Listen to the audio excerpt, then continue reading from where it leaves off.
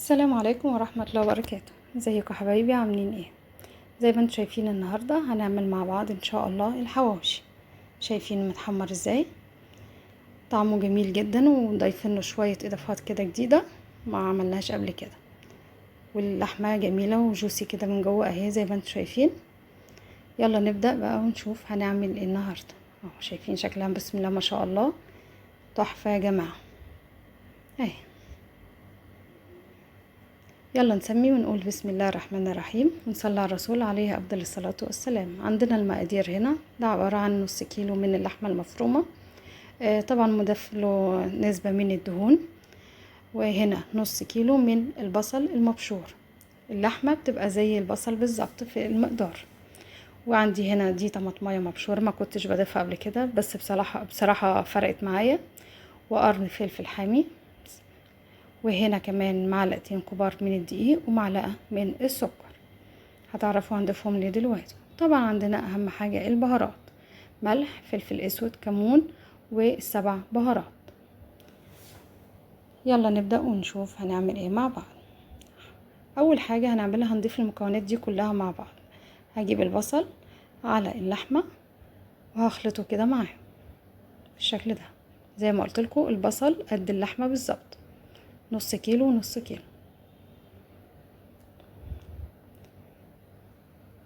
نصلي على الرسول عليه افضل الصلاة والسلام. طماطمايه صغيرة مبشورة اهي،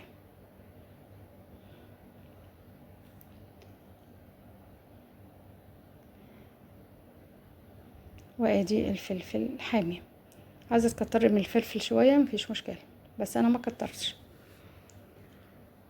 وبعد كده هنضيف الدقيق. الدقيق فايدته هنا انه بيخلي اللحمه كده متماسكه مع بعضيها مش مفروله.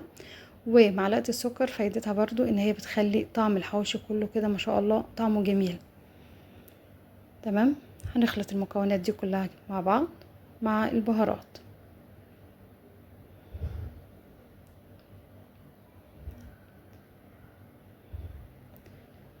هدعكهم بقى كلهم لغاية ما المكونات كلها تتجانس مع بعض وتمتزج.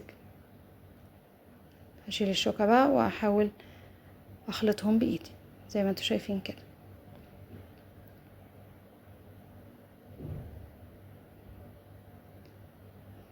بسم الله.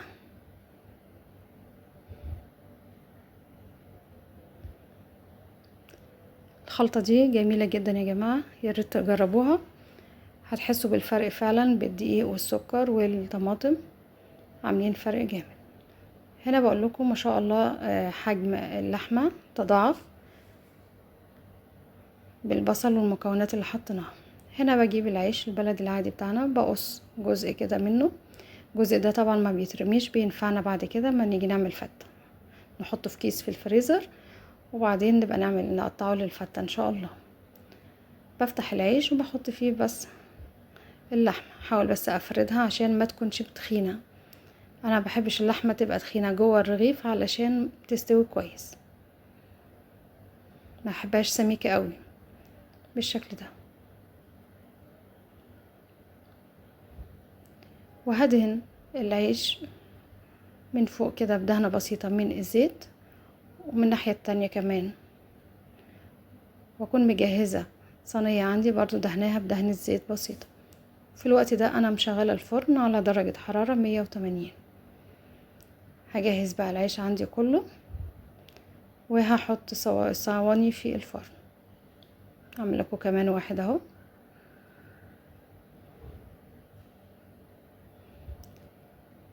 يا ريت لو وصلتوا معايا لغايه هنا ما ننساش ندوس لايك للفيديو، واللي ما اشتركش في القناه يا ريت ينورني ويشترك.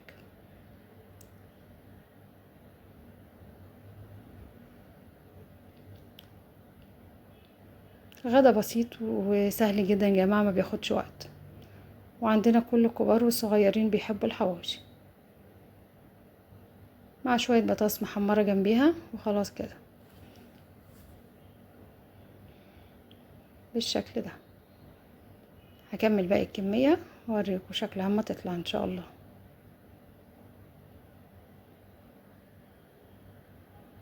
وادي شكل الحواوشي حبايبي لما طلع، ما شاء الله نص كيلو لحمة عمل معايا كمية كويسة جدا اهو، متحمر من هنا ومن هنا. انا بوريها لكم اهو، ما شاء الله جميل ومستوي، واللحمة مش سميكة من جوه زي ما قلت لكم. يا رب الفيديو يكون عجبكم وتستفادوا منه ان شاء الله. واشوفكم في فيديو جاي باذن الله.